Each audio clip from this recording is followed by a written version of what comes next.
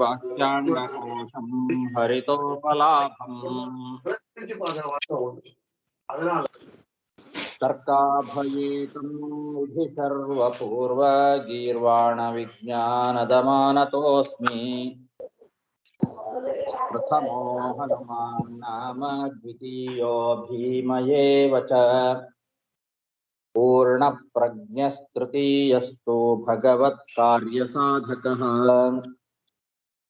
ಬುದ್ಧಿರ್ಬಲಂ ಯಶೋಧೈರ್ಯಂ ನಿರ್ಭಯತ್ವಂ ಅರೋಗತಾ ಅಜಾಡ್ಯಂ ವಾಕ್ಪಟುತ್ವಂ ಚ ಹನುಮತ್ ಸ್ಮರಣಾದ್ ಭವೇತ್ ಪೃಥ್ವೀಮಂಡಲಮಧ್ಯಸ್ಥಾಃ ಪೂರ್ಣಬೋಧಮತಾನುಗಾಃ ವೈಷ್ಣವಾ ವಿಷ್ಣುಹೃದಯಾಃ ತಾನ್ನಮಸ್ಯೆ ಗುರುನ್ ಮಮ ಜನ್ಮಾದ್ಯಸ್ಯ ಯತೋನ್ಮಯಾದಿತರತಶ್ಚಾರ್ಥೇಷ್ವಭಿಜ್ಞಸ್ವರಾಟ್ ತೇನೇ ಬ್ರಹ್ಮಹೃದಾಯ ಆದಿಕವಯೇ ಮುಖ್ಯಂತಿ ಯಂ ಸೂರಯಃ ತೇಜೋ ವಾರಿಮೃದಾಂ ಯಥಾ ವಿನಿಮಯೋ ಯತ್ರ ತ್ರಿಸರ್ಗೋ ಮೃಷಾ ಧಾಮ್ನಾ ಸ್ವೇನ ಸದಾ ನಿರಸ್ತಕುಹಕಂ ಸತ್ಯಂ ಪರಂ ಧೀಮಹಿ ದೃಷ್ಟಿಸ್ಥಿತ್ಯಪ್ಯೇಹಾ ನಿಯತಿದೃಶಿತಮೋ ಬಂಧಮೋಕ್ಷಾಶ್ಚ ಯಸ್ಮಾತ್ ಅಸ್ಯ ಶ್ರೀ ಬ್ರಹ್ಮರುದ್ರ ಪ್ರಭೃತಿ ಸುರನರದ್ವೀಷ ಶತ್ರುತ್ಮಕಸ್ಯ ವಿಷ್ಣೋರ್ವ್ಯಸ್ತಾಃ ಸಮಸ್ತಾಃ ಸಕಲಗುಣನಿಧಿಃ ಸರ್ವದೋಷವ್ಯಪೇತಃ ಪೂರ್ಣಾನಂದೋ ವ್ಯಯೋ ಯೋ ಗುರುರಪಿ ಪರಮಃ ಚಿಂತಯೇತಂ ಮಹಾಂತಂ ಯಂ ಪ್ರವ್ರಜन्तಮನುಪೇತಮಪೇತಕೃತ್ಯಂ ದ್ವೈಪಾಯನೋ ವಿರಹ ಕಾತರ ಆಜುಹಾವ ಪುತ್ರೇತಿ ತನ್ಮಯತಯಾ ತರವೋಪಿ ನೇದುಃ तं ಸರ್ವಭೂತಹೃದಯಂ ಮುನಿಮಾನತೋಸ್ಮಿ ಶ್ರೀಗುರುಭ್ಯೋ ನಮಃ ಹರಿಃ ಓಂ. ಶ್ರೀಮದ್ಭಾಗವತದ ಚತುರ್ಥ ಸ್ಕಂಧ 15ನೇ ಅಧ್ಯಾಯ. ಇವತ್ತು 20ನೇ ಶ್ಲೋಕ.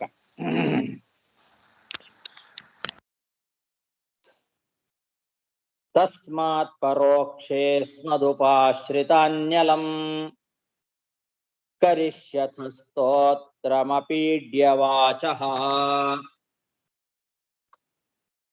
ಸತ್ಯುತ್ತಮ ಶ್ಲೋಕ ಗುಣಾನುವಾದೇ ಜುಗುಪ್ಸಿತಂ ನ ಸ್ತವಯಂತಿ ಸಭ್ಯಾಃ.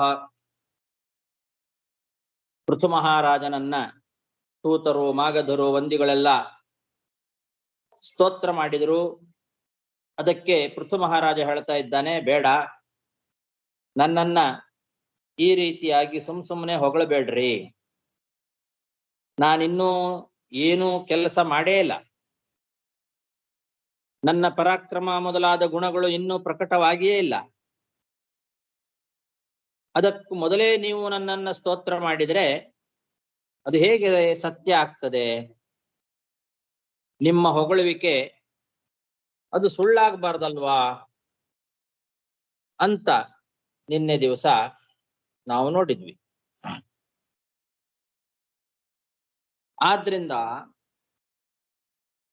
ನಾವು ಇನ್ನು ಮುಂದೆ ಹೊಗಳಿಸ್ಕೊಳ್ಳುವಂತ ಕೆಲಸಗಳನ್ನ ಮಾಡಿದ ಮೇಲೆ ಬೇಕಾದ್ರೆ ಹೊಗಳ್ರಿ. ಈಗಲೇ ಯಾಕೆ ಹೊಗಳ್ತಾ ಇದ್ದೀರಿ? ಇನ್ನು ನಾವೇನು ಕೆಲಸ ಮಾಡೇ ಇಲ್ಲ. ನೀವು ಹೊಗಳುವಂತಹ ಸ್ತುತ್ಯವಾದ ಕರ್ಮಗಳನ್ನ ನಾವು ಮಾಡಿದಾಗ ಅವುಗಳ ಬಗ್ಗೆ ಹೇಳ್ರಿ. ಆವಾಗ ಆ ಹೊಗಳಿಕೆ ಅಂತನ್ನೋದು ಸತ್ಯವಾಗಬಹುದು. ಅಷ್ಟೇ ಅಲ್ಲ, ವಾಸ್ತವದಲ್ಲಿ ವಿಚಾರ ಮಾಡಬೇಕು ಅಂದ್ರೆ ನನ್ನನ್ನ ನೀವು ಹೊಗಳೋದೇ ಸರಿಯಲ್ಲ. ಯಾಕೆ ಅಂದ್ರೆ ಎಲ್ಲಾ ಹೊಗಳಿಕೆಗಳು ಕೂಡ, ಎಲ್ಲ ಸ್ತೋತ್ರಗಳು ಕೂಡ ಸಲ್ಲಬೇಕಾದದ್ದು ಭಗವಂತನಿಗೆ, ಶ್ರೀಮನ್ನಾರಾಯಣನಿಗೆ. ಅವನ ಗುಣಗಳನ್ನು ಹೊಗಳೋದೇ ಪ್ರಶಸ್ತವಾದದ್ದು. ಎಲ್ಲರ ಒಳಗೆ ಕೂತು ಕೆಲಸವನ್ನ ಮಾಡಿಸುವವನು ಅವನೇ. ಅವನೇ ಸ್ವತಂತ್ರ, ಅವನೇ ನಿಯಾಮಕ. ಹಾಗಾಗಿ ನೀವು ಅವನನ್ನೇ ಹೊಗಳಬೇಕೇ ಹೊರತು ನಮ್ಮನ್ನ ಹೊಗಳಬಾರದು.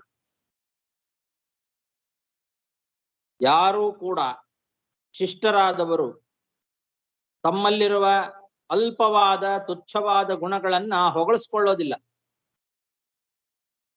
ಆ ರೀತಿ ಹೊಗಳಿಸಿಕೊಂಡ್ರೆ ಅವರು ಶಿಷ್ಟರಲ್ಲ.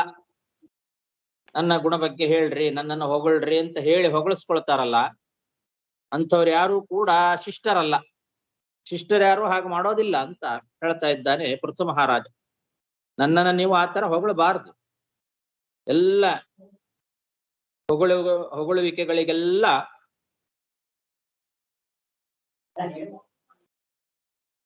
ಆಶ್ರಯನಾಗಿರ್ತಕ್ಕಂಥವನು ಭಗವಂತ ಶ್ರೀಮನ್ನಾರಾಯಣ.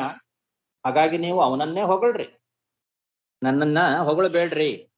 ನಾ ಇನ್ನೂ ಏನು ಕೆಲಸ ಮಾಡಿಲ್ಲ, ಅದನ್ನ ನೀವು ಈ ತರ ಹೊಗಳಿದ್ರೆ ಅದು ಸತ್ಯ ಆಗ್ಲಿಕ್ಕೆ ಹೇಗೆ ಸಾಧ್ಯ?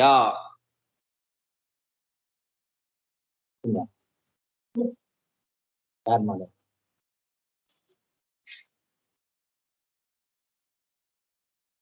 ತಸ್ಮಾತ್ ಪರೋಕ್ಷೇ ಸ್ಮದುಪಾಶ್ರಿತಾನ್ಯಲಂ ಕರಿಷ್ಯತಸ್ತೋತ್ರಮಪೀಡ್ಯ ವಾಚಃ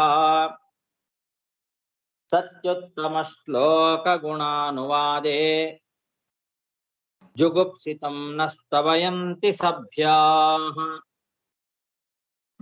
ಮಹದ್ಗುಣಾನಾತ್ಮನಿ ಕರ್ತುಮಿಚ್ಛನ್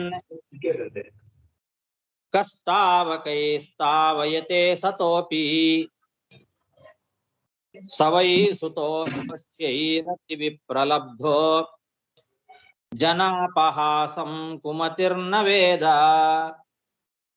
ಪೃಥು ಮಹಾರಾಜ ತನ್ನ ಮಾತನ್ನ ಮುಂದುವರಿಸ್ತಾ ಹೇಳ್ತಾನೆ ಆ ವಂದಿಗಳು ಮಾಗಧರು ಸೂತರಿಗೆ, ಎಲೆ ವಂದಿಗಳೇ, ಮಾಗಧರೇ, ಸೂತರೇ, ವಿವೇಕಿಯಾಗಿರ್ತಕ್ಕಂತಹ ಯಾವುದೇ ಒಬ್ಬ ಸಭ್ಯ ಅಂತ ಕರೆಸಿಕೊಂಡವನು ತನ್ನಲ್ಲಿ ಇಲ್ಲದೆ ಇರತಕ್ಕಂತಹ ಗುಣಗಳನ್ನ ತಾನು ಹೇಗೆ ತಾನೇ ಹೊಗಳಿಸ್ಕೊಳ್ಳಿಕ್ಕೆ ಸಾಧ್ಯ ಹೇಳಿ ಅಂತಾನೆ.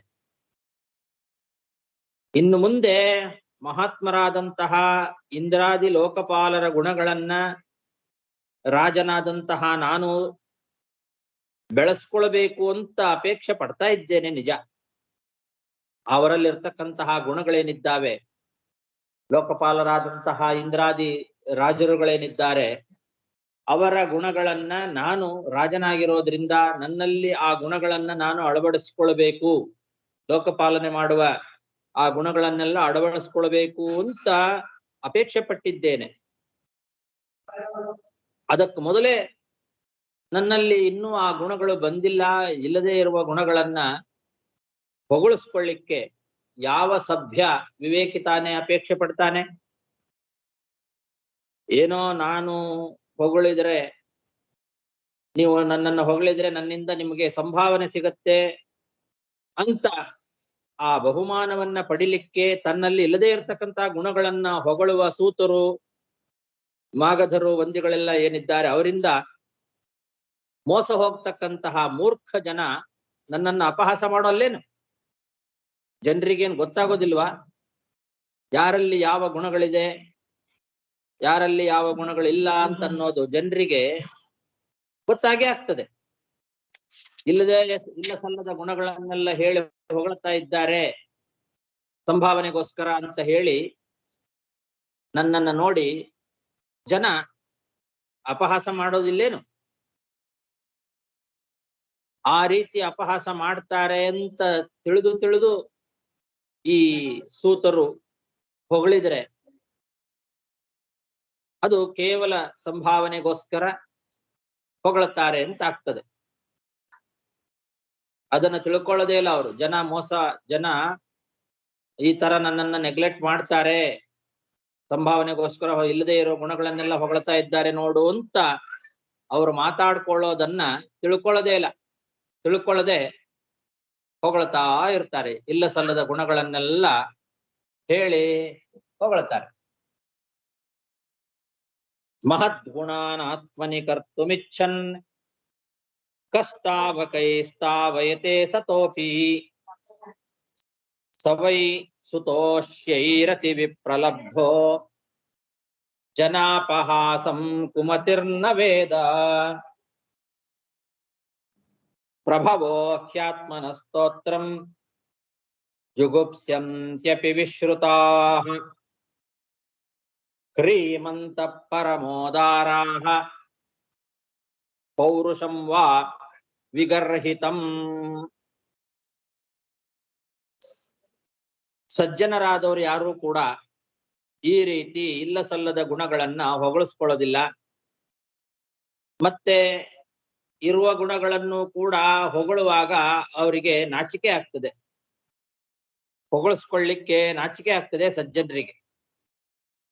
ಅತ್ಯುತ್ತಮವಾದ ಗುಣಗಳು ಇದ್ರೂ ಕೂಡ ಅದನ್ನ ಯಾರಾದರೂ ಹೊಗಳಿದ್ರೆ, ಪ್ರಶಂಸೆ ಮಾಡಿದ್ರೆ ಅವರಿಗೆ ಮುಜುಗರ ಆಗ್ತದೆ, ನಾಚಿಕೆ ಆಗ್ತದೆ.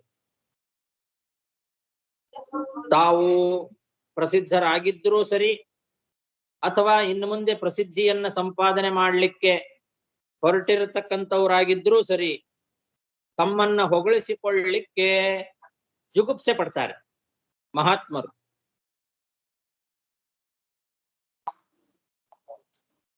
ಹೇಗೆ ಅಂತಂದ್ರೆ, ಬೇಡವಾದ ನಿಂದಿತವಾದ ಪರಾಕ್ರಮದ ಬಗ್ಗೆ ಏನಾದರೂ ಹೊಗಳಿದ್ರೆ ಯಾರಿಗಾದ್ರೂ ಜುಗುಪ್ಸೆ ಆಗೋದಿಲ್ಲೇನು?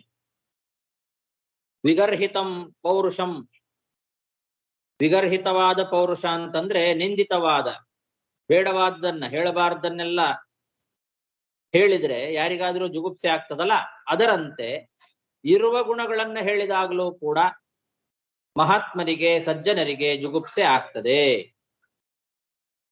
ಅಂತ. ಬೇಡವಾದ ನಿಂದಿತವಾದ ಗುಣಗಳನ್ನ ಹೊಗಳಿದ್ರೆ ಯಾರಿಗಾದ್ರೂ ಬೇಜಾರಾಗಿ ಆಗ್ತದೆ, ಪ್ರತಿಯೊಬ್ಬರಿಗೂ ಕೂಡ. ಅದರಂತೆ ಸಜ್ಜನರಿಗೆ ಇರುವ ಗುಣಗಳನ್ನ ಹೊಗಳಿದ್ರೂ ಕೂಡ ಜುಗುಪ್ಸೆ ಆಗ್ತದೆ ಅಂತ ಅದರ ದೃಷ್ಟಾಂತ ಕೊಟ್ಟು ಹೇಳ್ತಾ ಇದ್ದಾರೆ. ಪ್ರಭವೋ ಖ್ಯಾತ್ಮನ ಸ್ತೋತ್ರಂ ಜುಗುಪ್ಸ್ಯಂತ್ಯಪಿ ವಿಶ್ರುತಾಃ ಶ್ರೀಮಂತಃ ಪರಮೋದಾರಾಃ ಪೌರುಷಂ ವಾ ವಿಗರ್ಹಿತಂ. ವಯಂ ತ್ವವಿದಿತಾ ಲೋಕೆ ಸೂತಾದ್ಯಾಪಿ ವರೀಮಭಿಃ ಕರ್ಮಭಿಃ ಕಥಮಾತ್ಮಾನಂ ಗಾಪಯಿಷ್ಯಾಮ ಬಾಲವತ್. ಹೀಗೆ ಸಜ್ಜನರು ತಮ್ಮಲ್ಲಿರ್ತಕ್ಕಂತಹ ಗುಣಗಳಾಗ್ಲಿ ಅಥವಾ ಇನ್ನು ಮುಂದೆ ಅವರು ಆ ಗುಣಗಳನ್ನ ಸಂಪಾದನೆ ಮಾಡಬೇಕು ಅಂತ ಪ್ರಯತ್ನ ಮಾಡ್ತಾ ಇರ್ತಕ್ಕಂಥವ್ರಾಗ್ಲಿ, ಯಾರೇ ಇದ್ರು ಆ ಗುಣಗಳನ್ನ ಯಾರಾದರೂ ಹೇಳಿ ಎತ್ತಿ ಹೊಗಳಿದ್ರೆ ಜುಗುಪ್ಸೆ ಆಗ್ತದೆ. ಅದನ್ನ ಅವರು ಸಂಕೋಚ ಮಾಡ್ಕೊಳ್ತಾರೆ, ಹೊಗಳಿಸ್ಕೊಳ್ಳಿಕ್ಕೆ ಅವರಿಗೆ ಒಂಥರ ಜುಗುಪ್ಸೆ ಆಗ್ತದೆ. ನಾವಂತೂ ಈ ಲೋಕದಲ್ಲಿ ಇನ್ನೂ ಉತ್ತಮ ಕಾರ್ಯಗಳನ್ನ ಮಾಡಿ ಪ್ರಸಿದ್ಧಿಯನ್ನ ಪಡೆದೇ ಇಲ್ಲ ಅಂತ ಪೃಥು ಮಹಾರಾಜ ಹೇಳ್ತಾ ಇದ್ದಾನೆ. ಬೇರೆಯವರ ವಿಷಯ ಬಿಡಿ, ನಾನಂತೂ ಇನ್ನೂ ಅಂಥ ದೊಡ್ಡ ದೊಡ್ಡ ಕಾರ್ಯಗಳನ್ನ, ಹೊಗಳಿಸಿಕೊಳ್ಳಬೇಕಾದಂತಹ ಉತ್ತಮವಾದ ಕಾರ್ಯಗಳನ್ನ ನಾನೇನಿನ್ನೂ ಮಾಡಿಲ್ಲ. ಆ ರೀತಿ ಪ್ರಸಿದ್ಧವಾದ ಕಾರ್ಯಗಳನ್ನ ಮಾಡಿ ಇನ್ನೂ ಪ್ರಸಿದ್ಧಿಯನ್ನ ನಾನು ಹೊಂದಿಲ್ಲ. ಹೀಗಿರುವಾಗ ನಾನು ಮಕ್ಕಳಂತೆ, ಬಾಲವತೆ, ಬುದ್ಧಿ ಇಲ್ಲದೆ ಇರತಕ್ಕಂತಹ ಮಕ್ಕಳಂತೆ ನಿಮ್ಮ ಆ ಗುಣಗಾನವನ್ನ ನಾನು ಹೇಗೆ ಸಹಿಸಿಕೊಳ್ಳಿ?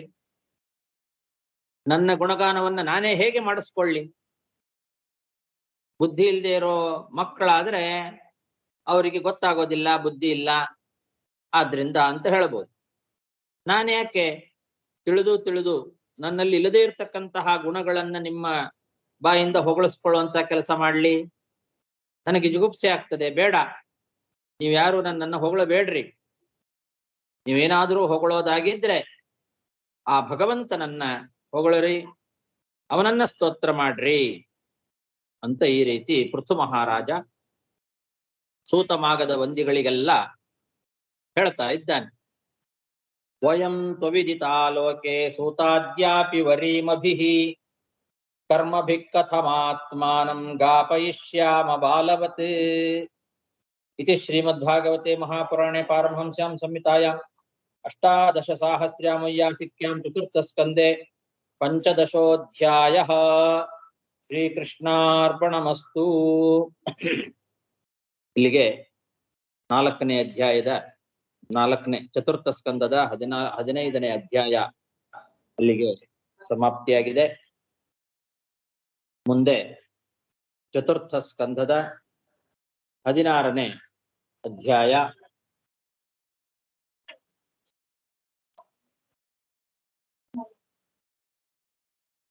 ಶ್ರೀ ಗುರುಭ್ಯೋ ನಮಃ. ಹರಿ ಓಂ.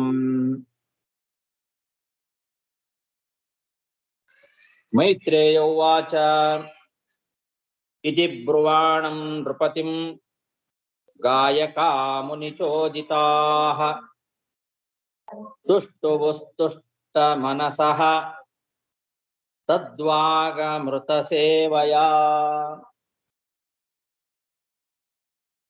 ಮೈತ್ರೇಯರು ವಿದುರನನ್ನ ಕುರಿತು ತಮ್ಮ ಪ್ರವಚನವನ್ನು ಮುಂದುವರಿಸ್ತಾ ಇದ್ದಾರೆ.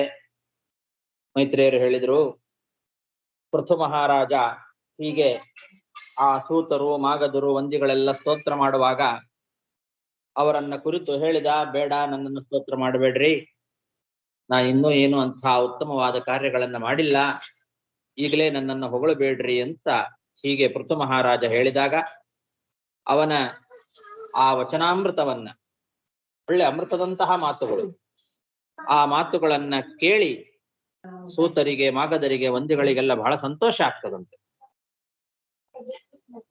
ಋಷಿಮುನಿಗಳಿಂದ ಪ್ರೇರಿತರಾಗಿ ಆ ಎಲ್ಲ ಸೂತ ಮಾಗಧ ವಂದಿಗಳು ಈಗ ಮುಂದೆ ಹೇಳುವಂತೆ ಸ್ತೋತ್ರ ಮಾಡ್ತಾ ಇದ್ದಾರೆ. ಇವನ ಮಾತನ್ನ ಕೇಳಿ ಇನ್ನು ಮುಂದೆ ಅವನೇನ್ ಹೇಳಿದ, ನನ್ನನ್ನ ಹೊಗಳಬೇಡ್ರಿ, ಭಗವಂತನ ಸ್ತೋತ್ರ ಮಾಡ್ರಿ, ನನ್ನನ್ನ ಸ್ತೋತ್ರ ಮಾಡಬೇಡ್ರಿ ಅಂತ ಪೃಥು ಮಹಾರಾಜ ಹೇಳಿದ್ದನ್ನ ಕೇಳಿ ಬಹಳ ಸಂತೋಷ ಆಯ್ತು ಅವರಿಗೆ. ಸಂತೋಷದಿಂದ ಇನ್ನು ಮುಂದೆ ಮುನಿಚೋದಿತರಾಗಿ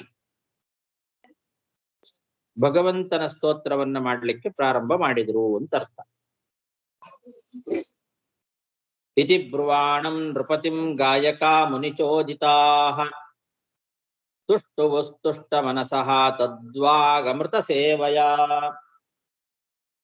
ಸೂತ ಉವಾಚ ನಾಲಂ ವಯಂ ತ್ವನ್ಮಹಿಮಾನುವರ್ಣನೆ ಯೋ ದೇವದೇವೋವತತಾರ ಮಾಯಯಾ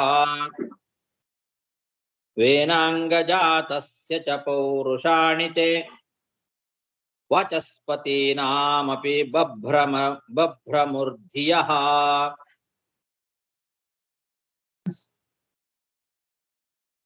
ಸೂತ ಪುರಾಣಿಕರು ತಮ್ಮ ಪ್ರವಚನವನ್ನು ಮುಂದುವರಿಸ್ತಾ ಹೇಳ್ತಾ ಇದ್ದಾರೆ. ದೇವದೇವೋತ್ತಮನಾಗಿರ್ತಕ್ಕಂತಹ ಭಗವಂತನ ಇಚ್ಛೆಯಿಂದ ಆ ಭಗವಂತನ ಆವೇಶಯುಕ್ತನಾಗಿ ಅವತಾರ ಮಾಡಿರ್ತಕ್ಕಂತಹ ನಿನ್ನ ಮಹಿಮೆಯನ್ನ ಹೊಗಳಲಿಕ್ಕೆ ನಾವು ಶಕ್ತರಲ್ಲ ಅಂತ ಇದ್ದಾರೆ ಸೂತರು, ಮಾಗಧರು, ವಂದಿಗಳೆಲ್ಲ ಈಗ ಆ ಭಗವಂತನ ಸ್ತೋತ್ರವನ್ನ ಮಾಡ್ಲಿಕ್ಕೆ ಪ್ರಾರಂಭ ಮಾಡಿದ್ದಾರೆ. ಸೂತ ಹೇಳ್ತಾ ಇದ್ದಾರೆ, ನಾವು ನಿನ್ನ ಆ ಮಹಿಮೆಗಳನ್ನ ಹೊಗಳಿಕ್ಕೆ ಶಕ್ತರಲ್ಲ. ಆ ಭಗವಂತನ ಆವೇಶದಿಂದ ಅವತಾರ ಮಾಡಿರ್ತಕ್ಕಂಥವನು ನೀನು. ಭಗವಂತನ ಇಚ್ಛೆಯಿಂದಲೇ ಅವನ ಆವೇಶದಿಂದ ಅವತಾರ ಮಾಡಿದ ನಿನ್ನ ಮಹಿಮೆಯನ್ನ ಹೊಗಳಿಕ್ಕೆ ಹೇಗೆ ಸಾಧ್ಯ? ನೀನು ವೇನನ ಮಗನಾಗಿ ಹುಟ್ಟಿರ್ತಕ್ಕಂಥವನು. ಅಂತಹ ನಿನ್ನಲ್ಲಿ ಇರುವ ಭಗವಂತನ ಪೌರುಷಗಳನ್ನ ವರ್ಣನೆ ಮಾಡಬೇಕು ಅಂತ ಹೊರಟ್ರೆ ಬ್ರಹ್ಮಾದಿ ದೇವತೆಗಳ ಬುದ್ಧಿಯೂ ಕೂಡ ಮೋಹಕ್ಕೆ ಒಳಗಾಗಿ ಬಿಡುತ್ತದೆ ಅಂತಾರೆ. ವಾಚಸ್ಪತೀನಾಮಪಿ ಧಿಯಃ ಬಭ್ರಮುಹು ಅಂತಾರೆ. ಅಂದ್ರೆ ವಾಚಸ್ಪತಿಗಳು ಅಂದ್ರೆ ಬ್ರಹ್ಮಾದಿಗಳು ಅಂತಾರೆ. ಬ್ರಹ್ಮಾದಿಗಳ ಬುದ್ಧಿಯೂ ಕೂಡ ಮೋಹ ಒಳಗಾಗಿ ಬಿಡುತ್ತದೆ. ಅಂದ್ರೆ ಮುಖ್ಯಂತಿಯಂ ಸೂರಯ ಅಂತೇನು ಮಂಗಳಾಚರಣೆಗೆ ಹೇಳಿದ್ದಾರೆ. ಆ ಅರ್ಥ, ಭಗವಂತನ ಮೋಹಕ್ಕೆ ಪ್ರತಿಯೊಬ್ಬರು ಒಳಗಾಗಿ ಬಿಡ್ತಾರೆ. ಅವರ ಬುದ್ಧಿಯೂ ಕೂಡ, ಬ್ರಹ್ಮಾದಿಗಳ ಬುದ್ಧಿಯೂ ಕೂಡ ಮೋಹಕ್ಕೆ ಒಳಗಾಗಿ ಬಿಡುತ್ತದೆ ಅಂದ ಮೇಲೆ ನಮ್ಮಂಥವರ ಪಾಡೇನು ಅಂತ ಅಲ್ಲಿ ಚ ಅನ್ನೋ ಒಂದು ಅವ್ಯಯ ಇದೆ. ವೇನಾಂಗ ಜಾತಸ್ಯ ಚ ಪೌರುಷಾಣಿ ಅಂತ. ಚ ಅಂದ್ರೆ ಅದು ಕೈಮುತ್ಯ ನ್ಯಾಯವನ್ನ ಸೂಚನೆ ಮಾಡ್ತದೆ. ನಿನ್ನ ಆ ಮಹಿಮೆಯನ್ನ ಹೊಗಳೋ ವಿಷಯದಲ್ಲಿ, ನಿನ್ನ ಮಹಿಮೆಯನ್ನ ವರ್ಣನೆ ಮಾಡೋದ್ರಲ್ಲಿ ಬ್ರಹ್ಮಾದಿಗಳ ಬುದ್ಧಿಯೂ ಕೂಡ ಮೋಹಕ್ಕೊಳಗಾಗ್ತದೆ ಅಂದ ಮೇಲೆ ನಮ್ಮಂಥವರ ಪಾಡೇನು ಅಂತ ಇದ್ದಾರೆ ಸೂತರು. ಹಾಗಾಗಿ ನಿನ್ನನ್ನು ಹೊಗಳಿಕ್ಕೆ ಯಾರ ಕೈಯಿಂದಲೂ ಸಾಧ್ಯ ಇಲ್ಲ.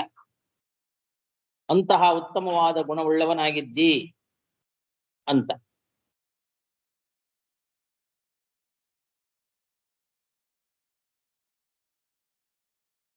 ನಾಲಂ ವಯಂ ತ್ವನ್ಮಹಿಮಾನುವರ್ಣನೆ ಯೋ ದೇವದೇವೋವತತಾರ ಮಾಯಯಾ ವೇನಾಂಗಜಾತಸ್ಯ ಚ ಪೌರುಷಾಣಿ ತೇ ವಾಚಸ್ಪತೀನಾಮಪಿ ಬಭ್ರುಮುರ್ಧಿಯಃ ಅಥಾಪ್ಯುದಾರಶ್ರವಸ ಪೃಥೋರ್ಹರೇಃ ಕಲಾವತಾರಸ್ಯ ಕಥಾಮೃತಾದೃತಾಃ ಯಥೋಪದೇಶಂ ಮುನಿಭಿಃ ಪ್ರಚೋದಿತಾಃ ಶ್ಲಾಘ್ಯಾನಿ ಕರ್ಮಾಣಿ ವಯಂ ವಿತನ್ಮಹೇ.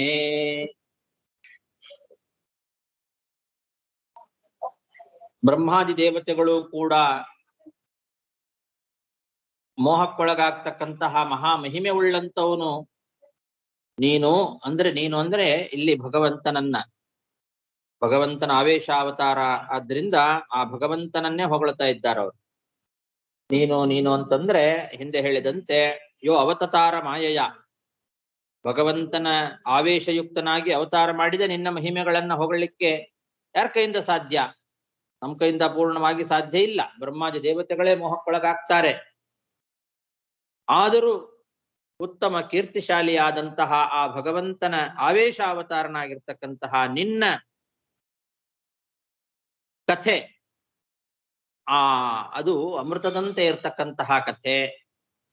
ಯಾಕೆ? ನೀನು ಭಗವಂತನ ಆವೇಶಾವತಾರ. ಅಂತಹ ನಿನ್ನ ಕಥಾಮೃತ ಪಾನ ಮಾಡಬೇಕು ಅನ್ನೋ ಆಸೆ ಇದೆ ನಮಗೆ. ಉತ್ತಮ ಕೀರ್ತಿಶಾಲಿಯಾಗಿದ್ದಿ. ಅಂತಹ ನಿನ್ನ ಕಥಾಮೃತ ಪಾನದ ಆಸೆಯಿಂದ ಮತ್ತು ಮುನಿಭಿಹಿ ಪ್ರಚೋದಿತಾಹ, ಮುನಿಗಳು ಏನು ಉಪದೇಶ ಮಾಡಿದ್ದಾರೆ ಆ ಉಪದೇಶದಂತೆ ಅವರ ಪ್ರೇರಣೆಯಿಂದಲೇನೆ, ಯಥೋಪದೇಶಂ ಮುನಿಭಿಹಿ ಪ್ರಚೋದಿತಾಹ, ಮುನಿಗಳು ಉಪದೇಶ ಮಾಡಿದಂತೆ ಅವರ ಪ್ರೇರಣೆಯಿಂದಲೇ ನಿನ್ನ ಹೊಗಳಲೇಬೇಕಾದಂತಹ ಮಹಾಮಹಾ ಕಾರ್ಯಗಳನ್ನ ವಿವರಣೆ ಮಾಡ್ತೇವೆ ಅಂತಾರೆ. ಪ್ರಶಂಸನೀಯವಾದಂತಹ ಉತ್ತಮವಾದ ಕಾರ್ಯಗಳನ್ನ, ಶ್ಲಾಘ್ಯಾನಿ ಕಾರ್ಯಾಣಿ, ಅದು ಶ್ಲಾಘ್ಯವಾದದ್ದೇ. ಹೊಗಳಲೇಬೇಕಾಗಿರ್ತಕ್ಕಂತಹ ಕಾರ್ಯಗಳನ್ನ ನೀನೇನು ಮಾಡಿದ್ದಿ ಆ ಕಾರ್ಯಗಳನ್ನ ನಾವು ವಿವರಣೆ ಮಾಡ್ತೇವೆ, ಹೊಗಳುತ್ತೇವೆ ಅಂತ ಇದ್ದಾರೆ. ಅಥಾಪ್ಯುದಾರ ಶ್ರವಸ ಪೃಥೋರ್ಹರೇಃ ಕಲಾವತಾರಸ್ಯ ಕಥಾಮೃತಾದೃತಾಃ ಯಥೋಪದೇಶಂ ಮುನಿಭಿಃ ಪ್ರಚೋದಿತಾಃ ಶ್ಲಾಘ್ಯಾನಿ ಕರ್ಮಾಣಿ ವಯಂ ವಿತನ್ಮಹೇ.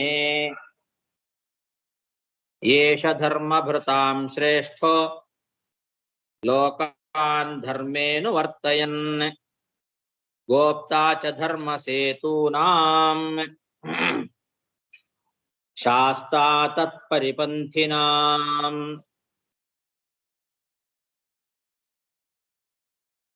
ಹೀಗೆ ಆ ಸೂತರು, ಮಾಗಧರು, ವಂದಿಗಳೆಲ್ಲ ನಿನ್ನ ಶ್ಲಾಘ್ಯವಾದ ಕಾರ್ಯಗಳನ್ನು ವರ್ಣನೆ ಮಾಡುತ್ತೇವೆ ಅಂತ ಹೇಳಿ ಆ ಪೃಥು ಚಕ್ರವರ್ತಿಯಲ್ಲಿರ್ತಕ್ಕಂತಹ ಉತ್ತಮವಾದ ಗುಣಗಳನ್ನ ಸ್ತೋತ್ರ ಮಾಡ್ತಾ ಇದ್ದಾರೆ. ಆ ಪೃಥು ಚಕ್ರವರ್ತಿ ಎಲ್ಲಿ ಆವಿಷ್ಟನಾಗಿರ್ತಕ್ಕಂತಹ ಭಗವಂತನ ವಿಶೇಷವಾದ ಮಹಿಮೆಗಳನ್ನೆಲ್ಲ ಕೊಂಡಾಡ್ತಾ ಇದ್ದಾರೆ.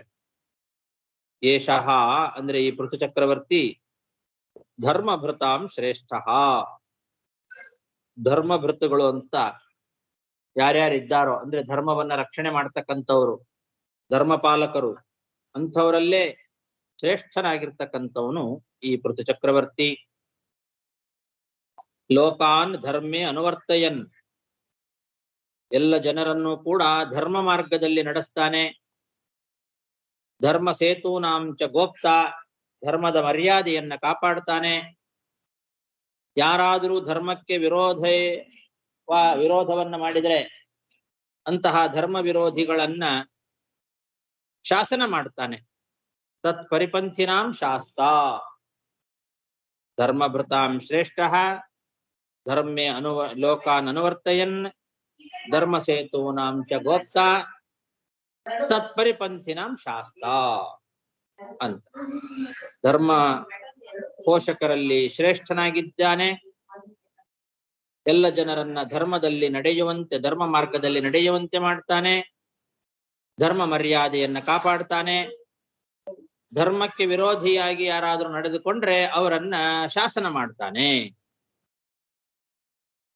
ಏಷ ಧರ್ಮಭೃತಾಂ ಶ್ರೇಷ್ಠೋ ಲೋಕಾನ್ ಧರ್ಮೇನು ವರ್ತಯನ್ ಗೋಪ್ತಾ ಚ ಧರ್ಮ ಸೇತೂನಾಂ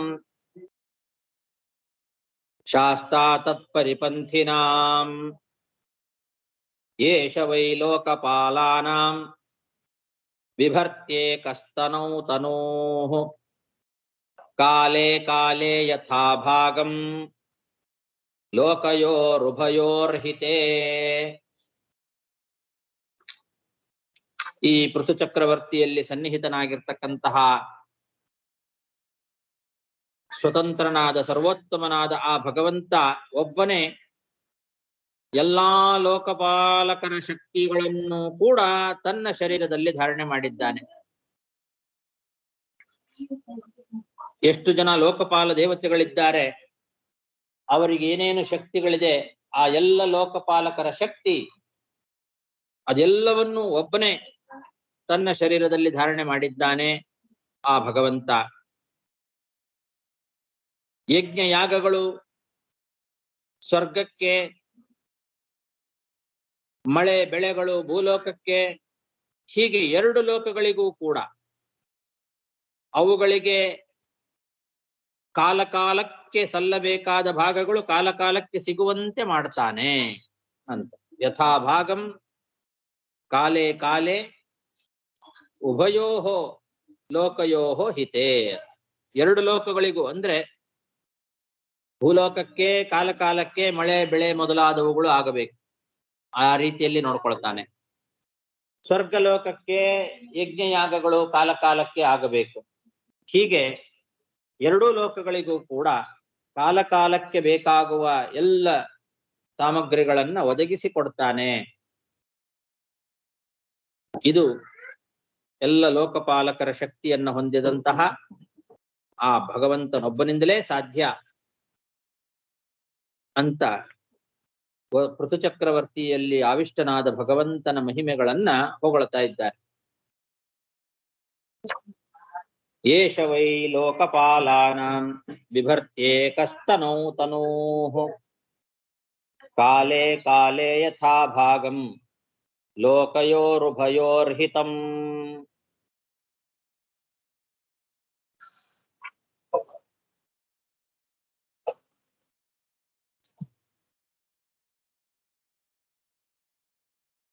ಸಾಕು. ಶ್ರೀಕೃಷ್ಣಾರ್ಪಣಮಸ್ತು.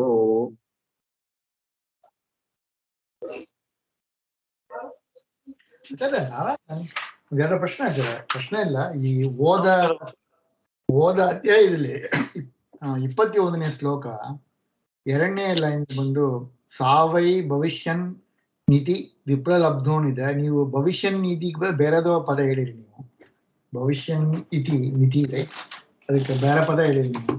ಧನ್ಯವಾದಗಳು ಆಚಾರ್ಯರೇ.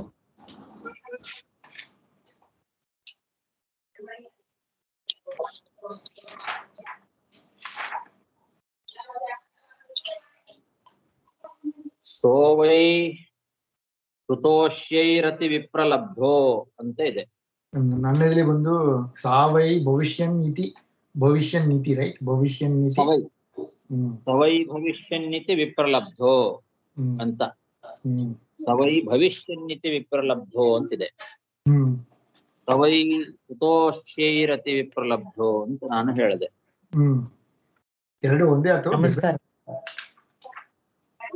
ಸಹಾವೈ ವ್ಯಾಖ್ಯಾನ ನೋಡಿದ ಆ ಪದವೇ ಬಲ್ಲ. ಭವಿಷ್ಯನ್ ಇತಿ ಅನ್ನುವ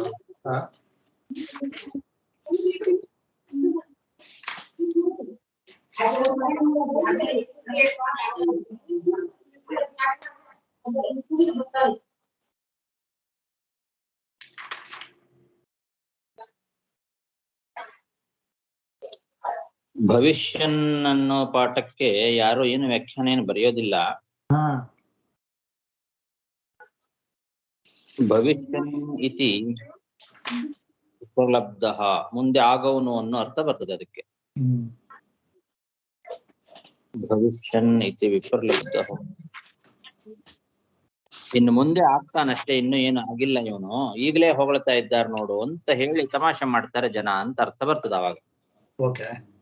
ಸವೈ ಭವಿಷ್ಯನ್ ಇತಿ ಅಂತ ಪಾಠ ಇಟ್ಕೊಂಡ್ರೆ, ನಾನ್ ಹೇಳಿದ್ದು ಸವೈ ಸುತೋಷ್ಯೈಹಿ ಇತಿ ವಿಪ್ರಲಬ್ಧ ಅನ್ನೋ ಪಾಠ ಇಟ್ಕೊಂಡ್ರೆ ಅವ್ರು ಸಂಭಾವನೆ ಕೊಡ್ತಾರೆ ಅನ್ನೋ ಆಸೆಯಿಂದ ಹೊಗಳ್ತಾ ಇದ್ದಾರೆ ನೋಡು ಅಂತ ತಮಾಷೆ ಮಾಡ್ತಾರೆ ಜನ ಅಂತ ಅರ್ಥ. ಸುತೋಷ್ಯೈಹಿ, ರಾಜ ಹೊಗಳೋದ್ರಿಂದ ಸಂಭಾವನೆ ಸಿಗುತ್ತೆ ಅನ್ನೋ ಒಂದೇ ಕಾರಣದಿಂದ ಇಲ್ಲ ಸಲ್ಲದ ಗುಣಗಳನ್ನೆಲ್ಲ ಹೊಗಳ್ತಾ ಇದ್ದಾರೆ ಅಂತ ಹೇಳಿ ಜನ ಆಡ್ಕೊಂಡು ತಮಾಷೆ ಮಾಡ್ತಾರೆ ಅನ್ನೋ ಅರ್ಥ ಸವೈ ಸುತೋಷ್ಯೈಹಿ ಅನ್ನೋ ಪಾಠದಿಂದ ಬರ್ತದೆ. ನಾನು ಹೇಳಿದ್ದು ಅದನ್ನ. ಅಲ್ಲಿ ಸವೈ ಭವಿಷ್ಯನ್ ಇತಿ ವಿಪ್ರಲಬ್ಧ ಅನ್ನೋದಿದೆ. ಅದಕ್ಕರ್ಥ ಇನ್ನೂ ಬಂದಿಲ್ಲ ಅವನಲ್ಲಿ ಗುಣಗಳು, ಮುಂದೆ ಬರುತ್ತೋ ಏನೋ. ಭವಿಷ್ಯನ್, ಮುಂದೆ ಬರುವ ಗುಣಗಳನ್ನೆಲ್ಲ ಈಗಲೇ ಹೇಳಿ ಹೊಗಳ್ತಾ ಇದ್ದಾರೆ ನೋಡು ಅಂತ ತಮಾಷೆ ಮಾಡ್ತಾರೆ ಅನ್ನೋ ಅರ್ಥ ಆ ಪಾಠದಲ್ಲಿ ಇಟ್ಕೊಂಡ್ರೆ ಬರುತ್ತೆ. ಆದ್ರೆ ಈ ತರ ಬಂದು ಮೊದಲೇ ಹೇಳಿದ್ದಾನಲ್ವಾ, ಸೊ ಈ ತರ ಬಂದು ಮುಂಚಿನ ಶ್ಲೋಕ ಕೂಡ ನಾವು ನೋಡಿ, ನಂಗೆ ಇನ್ನು ಗುಣವೇ ಬರಲ್ಲ ನನ್ನಲ್ಲಿ, ನೀವು ಹೌದು ಇನ್ನು ಬಂದಿಲ್ಲ, ಈಗಲೇ ಯಾಕೆ ಹೊಗಳ್ತೀರಿ ಅಂತ ಅದು ಹಿಂದೆ ಬಂದಾಗಿದೆ. ಅದನ್ನ ಆಡ್ಕೊಂಡು ಜನ ನಗ್ತಾರೆ ಅಂತ ಹೇಳ್ತಾ ಇದ್ದಾನೆ ಅಂತ ಹಾಗಿಟ್ಕೊಳ್ಳೋದು. ಎರಡು ತಪ್ಪೇನಿದೆ. ಆಮೇಲೆ 23ನೇ ಶ್ಲೋಕದಲ್ಲಿ ಗೋಪಯಿಷ್ಯಾಮ ಗಾಯಯಿಷ್ಯಾಮ ಗಾಪಯಿಷ್ಯಾಮೇತಿ, ನೀವು ಗಾಪಯಿಷ್ಯಾಮೇತಿ ಅಂತ ಹೇಳಿದ್ವಿ. ಗಾಪಯಿಷ್ಯಾಮ ಬಾಲವತೆ ಅಂತ, ಗೋಪಯಿಷ್ಯಾಮ ಅಂತ ಕೂಡ ಪಾಠ ಇದೆ. ಹೌದು, ಗೋಪಯಿಷ್ಯಾಮ ಪಾಠಗಳಿದೆ. ಎಲ್ಲವೇ ಒಂದೇ ಅರ್ಥ ತಾನೆ. ಗೋಪಯಿಷ್ಯಾಮ ಹೇಗೆ ಹೊಗಳಿಸ್ಕೊಳ್ಳೋದು ನಾವು ಅಂತ. ಗಾಪಯಿಷ್ಯಾಮಃ, ಗೋಪಯಿಷ್ಯಾಮಃ, ಆಮೇಲೆ ಗಾಯಯಿಷ್ಯಾಮಃ, ಎಲ್ಲದಕ್ಕೂ ಒಂದೇ ಅರ್ಥ. ಹೊಗಳಿಸ್ಕೊಳ್ಳೋದು, ಗಾನ ಮಾಡಿಸ್ಕೊಳ್ಳೋದು ಅಂತ. ನಮ್ಮ ಬಗ್ಗೆ ನಾವೇ ಗಾನ ಮಾಡಿಸ್ಕೊಳ್ಳೋದು, ಹೊಗಳಿಸ್ಕೊಳ್ಳೋದು ಅನ್ನೋ ಅರ್ಥ ಬರ್ತದೆ. ಎಲ್ಲದಕ್ಕೂ ಸೇಮ್ ಅರ್ಥ. ಆಮೇಲೆ ಈ ಅಧ್ಯಾಯದಲ್ಲಿ ಒಂದು 2ನೇ ಶ್ಲೋಕ, ನಾಲಂ ವಯಂ ತೇನಿದೆ, ನೀವು ತ್ವತ್ತು ಹೇಳಿ, ನಾಲಂ ವಯಂ ತ್ವನ್ ಹೇಳಿ, ಮಹಿಮಾನುವರ್ಣನೆ. ಸೊ ಇಲ್ಲಿ ಬಂದು ತೇ ಮಹಿಮಾನುವರ್ಣನೆ ಎಲ್ಲ ಒಂದೇ ಅರ್ಥ. ತೇ ಅಂದ್ರೆ ನಿನ್ನ ಅಂತಾನೆ ಅರ್ಥ. ಅಲ್ಲಿ ತವ ತಗೊಂಡ್ಬೇಕಲ್ಲ, ತೇ ಅಂದ್ರೆ ತವ ಅಂತಾನೆ ಅರ್ಥ. ತವತೆ ಅಂತ ಎರಡು ಪಾಠನ ಇತ್ತಲ್ಲ, ಎರಡು ಇದೆ ಅಲ್ವಾ, ಆತೆ ತತ್ಶಬ್ದದ ಸಂಬೋಧನೆ ಅಂತ.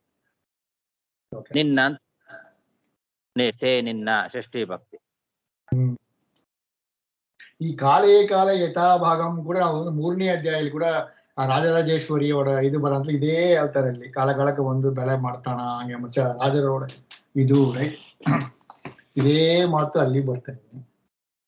ಯಾರಿಗೆ ಇಲ್ಲಿ ಈ ಕಾಲಕಾಲಕ್ಕೆ ಬೆಳೆ ಕೊಡ್ತಾನ ಎಂಬ ಒಂದು ಮಾತು ಬರ್ತಲ್ಲ ಅಲ್ಲಿ, ಇವ್ರು ಹೊಗಳ್ತಾರಲ್ಲ. ಎಲ್ಲಿ ಬರುತ್ತೆ? ಋಷಿಭಿರ್ ಯಾಚಿತೋ ಬೇಜೆ ನವಮಂ ಪಾರ್ಥಿವಂ ಬಬುಕು ದುಕ್ತವಾನೋಪಧೀಹಿ ವಿಪ್ರಾಸ್ಥೇನಾಯಂ ಚ ಉಷತ್ತಮಃ. ಅಲ್ಲಿ ಬಂದು ರಾಜೇಶ್ವರ ರೂಪವನ್ನು ವರ್ಣನೆ ಮಾಡುವಾಗ ಸೊ ಅಲ್ಲಿ ಬಂದು ರಾಜರಾಜೇಶ್ವರ ರೂಪ ವಿಶೇಷವಾಗಿ ಇರೋದು ಇವನಲ್ಲೇ. ಇವನಲ್ಲಿ ನೀವು ಕೇಳಿರಿ, ಅದೇ ಅಲ್ಲಿ ಕೂಡ